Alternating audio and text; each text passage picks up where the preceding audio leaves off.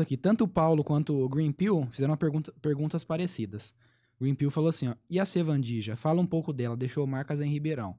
E o Paulo disse o seguinte, o que Eduardo achou da operação? Já vi algumas entrevistas que ele pareceu ser contra. Da Sevandija? É. Sevandija sempre volta, né? Não tem jeito. É. Ainda mais quando Vai pega um ser lembrado pra jornalista, sempre. todo mundo pergunta. Nem toda a cidade tem sua Sevandija própria Lava eterna. Jato, né? Pra lembrar.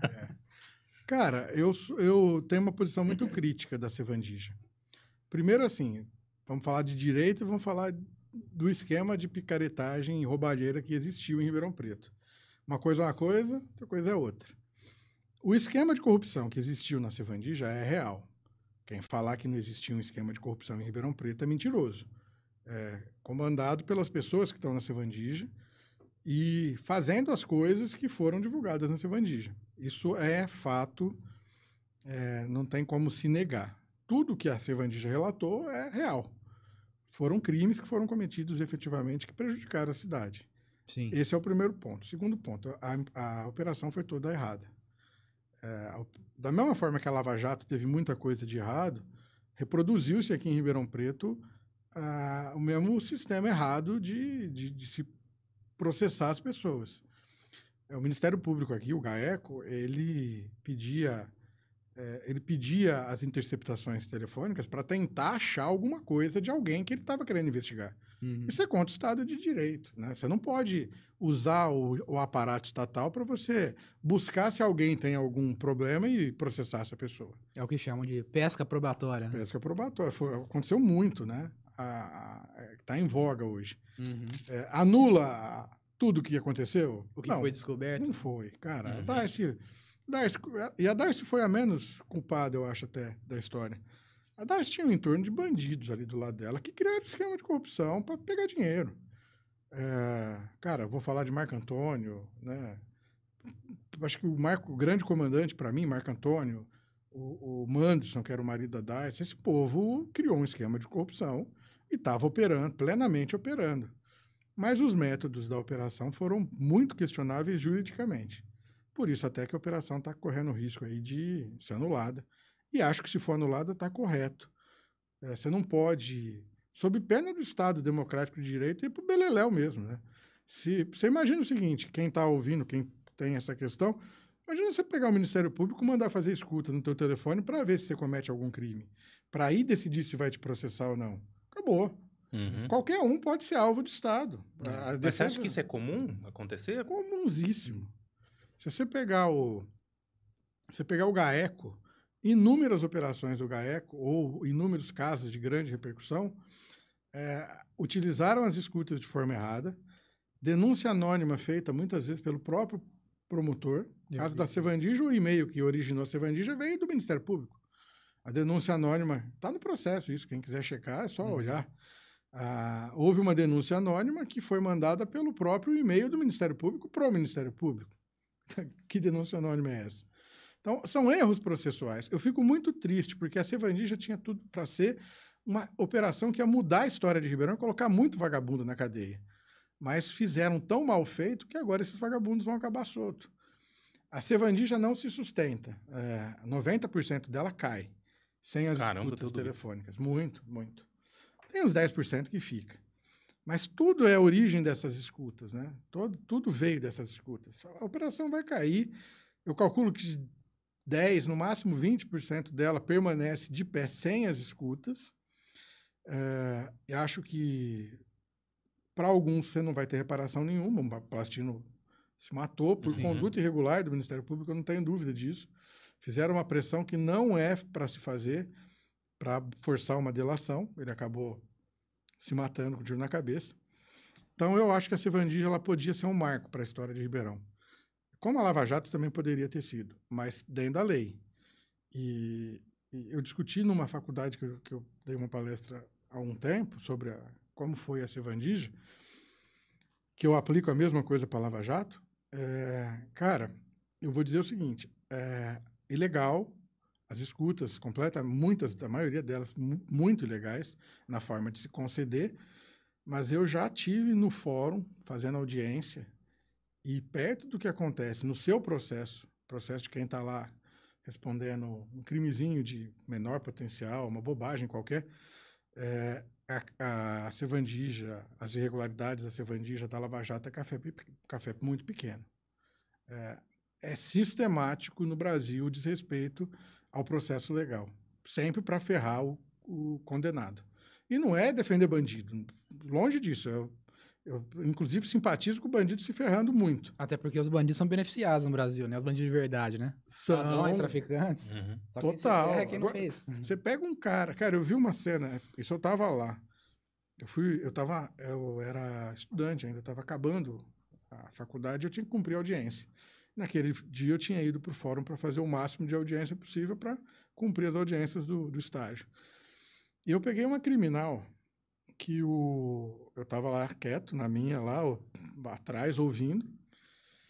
O Ministério Público estava falando com a juíza, sem a presença do advogado, do advogado do réu. Era um caso de violência, mas violência doméstica, e imputaram alguma outra coisa para ele lá.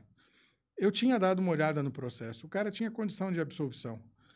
Não sei se ele era inocente ou não. Sei que o processo estava muito mal instruído. Se o advogado insiste na audiência, dá uma batalhadinha ali e usa alguns argumentos, ele podia ou abrandar bastante a pena do cara ou até uma absolvição por falta de prova. E eu tinha visto isso, eu sabia mais ou menos o que eu ia enfrentar. Chega o Ministério Público, fala com a juíza, sem a presença do advogado do réu. Assim, doutor, acho que esse é um caso para condenação perto do máximo. A juíza vira para o cara e fala, olha, é possível, acho que cabe. Cara, o Ministério Público estava combinando com o juiz a sentença de um cara sem o advogado dele. Sem o cara fazer a defesa. E o cara foi condenado, efetivamente. E o advogado também não estava se importando muito. Quando ele chegou e conversou com o MP, falou assim, doutor, vamos fazer um acordo? Tá, qual que é o acordo que vocês sugerem? E ele aceitou o acordo que foi proposto e acabou pagando aquela pena ali. Cara, se o Ministério Público tem a pachorra numa audiência criminal de combinar com a juíza qual vai ser a pena do cara que ele está acusando, o processo está todo errado. Isso é muito mais grave do que o que aconteceu na Sevandija. Você está falando de uma combinação direta de Ministério Público com o Judiciário. Sevandija, até onde se sabe, não existe o Judiciário comprovadamente conspirando com o Ministério Público. Existe a concessão de algumas medidas lá, como as escutas, que foram totalmente irregulares. Mas no cotidiano do fórum, o que você vê é isso. Sevandija, Lava Jato, foi café pequeno, perto do desrespeito cotidiano que você tem contra a gente que está respondendo crime. E aí, na hora que precisa, o bandido que tem dinheiro, né? Esse cara tá fora. Esse cara só funciona para quem tem dinheiro e para uma categoria muito específica de preso. Uhum. Recente agora, nada a ver com o Ribeirão. Collor acabou de ser solto. Soltaram o Collor alegando que ele não podia ficar preso porque ele tinha apneia do sono. Eu vi isso. Apneia do sono. Passa em qualquer cadeia aqui em Jardinópolis, pergunta qual que são as doenças dos caras que estão dentro do sistema. Tem gente que tá para morrer de tuberculose, gente tá morrendo nos presídios de tuberculose. E os caras não liberam. Aí vem o Collor e é liberado porque tem apneia do sono. É o sistema que solta bandido? Não é, o sistema solta bandido mesmo.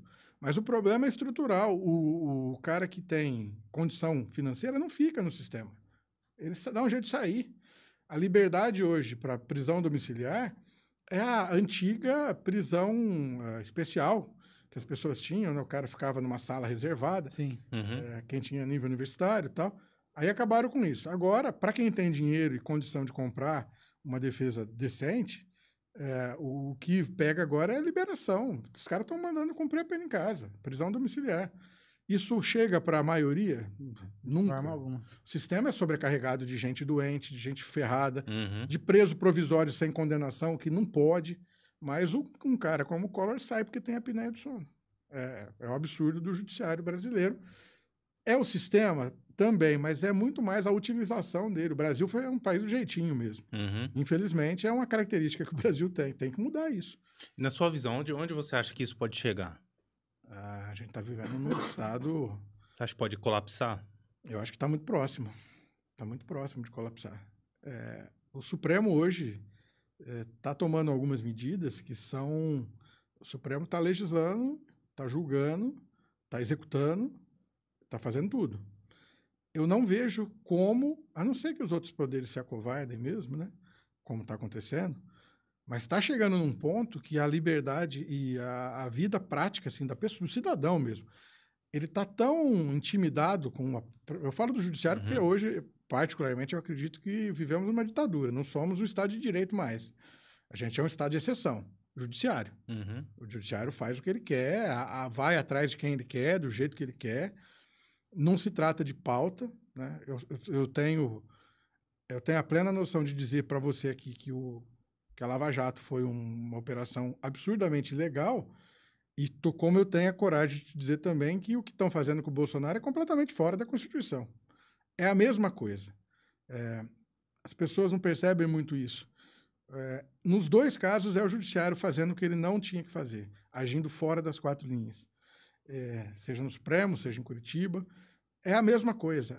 Hoje está a teu favor, amanhã vai ser contra, e o problema é que os caras continuam mandando sem ter um voto, né? Legislando sem ter sido eleitos. Isso vai chegar num ponto, e eu acho que não está muito longe, que vai colapsar. Da mesma forma que a gente teve os movimentos lá da passagem, né, em 16. Vem pra rua. Vem pra rua, né? 16. Foi 13, né? 2013. Foi antes. Da mesma forma que aquilo chegou num momento que estourou, porque a sociedade não aguentava mais aquilo, e os 10 centavos lá foram o estopim de um negócio que não tinha nada a ver com 10 centavos. Eu acho que é muito próximo o momento disso acontecer por conta da posição, primeiro, da justiça, que está interferindo em tudo, e muito fora da sua... A justiça mandou prender um governador, que foi o Ibanez lá, em exercício, de ofício, sem pedido. Um cara que estava no mandato que tinha a população, acho que 70% de aprovação, e que foi eleito no primeiro turno com uma quantidade absurda de votos lá no Distrito Federal. Porra, não estou falando que o cara é inocente, mas você não pode mandar prender o governador. É contra a Constituição, está expresso. Não pode, mas os caras estão fazendo. Em algum momento isso vai chegar num limite que vai dar no saco da população. E aí eu acredito muito que a gente pode viver uma situação de estouro mesmo, de levante contra. A população poderia nesse caso, estar fazendo o papel do poder moderador, que eu acho que falta? Eu penso que a população pode fazer isso. Precisa de uma coisa que tire a população da inércia. E acho que isso está próximo de acontecer pela quantidade de absurdo. Mas eu penso que o sistema de freio contrapeso que tem no Brasil, que é o mesmo dos Estados Unidos, o sistema é basicamente a mesma coisa. Aqui ele não funciona. Mas não funciona por quê? Tem razões. Quem tem que frear o poder do Supremo são os outros dois poderes. Mais o legislativo do que o executivo, né? Nas ferramentas de controle, o legislativo é quem pode tomar medidas clássicas contra a justiça. Impeachment de ministro, a questão das sabatinas, quando o cara vai assumir o cargo de ministro, no Brasil é uma piada, o nego nem sequer sabe quem são as pessoas, vão lá fazer um oba-oba e o cara assume. Alexandre de Moraes, para mim, o representante maior disso tudo, se o Congresso fosse sério, esse cara já tinha que ter o processo de impeachment nas costas dele, por tudo que ele fez. Publiquei um artigo falando disso, inclusive, não é nenhuma novidade. Mas aí, o que acontece? Você tem uma Câmara com 513 deputados. E vai aumentar, né? Estão querendo aumentar. Esses caras, desses 513, você tem a última vez que eu tinha visto o levantamento, eram 350. Mais de 350 deputados têm ações correndo no Supremo. Na hora que eles puseram a cabecinha de fora para pegar um ministro, tentaram fazer isso quando quiseram o impeachment do Alexandre, fizeram lá uma manifestação. Na hora que os caras falaram de fazer isso, começou a andar os processos que os caras estavam parando. Esses caras iam ser condenados, iam para cadeia. Aí fizeram um acordão e pararam. Como que você quer que o sistema de freio e contrapeso funcione se o judiciário coloca uma espada na cabeça do político que Uhum. poderia resolver esse problema. Obviamente, você já teve Congresso muito mais forte, você já teve Executivo muito mais forte que peitava o judiciário. Até coisa de 10 anos atrás, o judiciário era um poder nanico. O judiciário não colocava a cabecinha para mexer com o executivo, né? Ele estava lá atrofiadinho. Só se manifestava ali dentro do estrito cumprimento do dever, ofício dele. Isso começou a mudar. Em algum momento vai precisar chegar num ponto em que os outros poderes vão falar, opa, peraí, aqui também é muito já. Acho que o papel da população é fundamental nisso. Se não tiver apoio do povo para que isso aconteça, eu não estou falando de golpe, estou falando de democraticamente exigir que o judiciário ocupe o espaço do judiciário. Uhum. O judiciário não tem voto para ser legislativo, o judiciário não tem que executar a política pública. Recentemente, Bolsonaro fez uma medida, foi a PEC do aumento lá do enfermeiro, piso da enfermagem. Piso da enfermagem. O Barroso barrou uma decisão que tinha sido política de governo, executivo determinando, com aprovação do Congresso. Por que ele barrou? Porque ele quis. Ele falou, não quero fazer isso aqui agora, preciso de documento. Cara, como que um poder interfere no outro assim? Né? Cara, você tem aprovação legislativa, o executivo encaminhando a proposta, publicação de ato, tudo dentro da regra democrática, e aí o cara que está no judiciário fala, não, mas eu acho que não é assim que tem que ser. Cara, você não está em voto, você não foi eleito presidente, você não foi eleito deputado. Se o presidente disse que a destinação para isso está garantida no orçamento, tem uma lei que aprova isso, você não tem a função de se meter nesse assunto. Mas se meteu, só liberaram agora, depois. Acho que até durante o governo Lula foi a liberação do piso. Mas está aí um exemplo absurdo do que o judiciário está fazendo no executivo. Em tempos normais não deveria ser assim, né? Mas hoje está acontecendo e muito. Infelizmente. Deixa eu mandar mais um salve pro pessoal que está acompanhando aí. Especial aí, o Marcel Pereira e o Roberto Tropiano, nossos membros. Marcel falou assim, ó, Sevandija deveria ser sabor de pizza aqui em Ribeirão, infelizmente.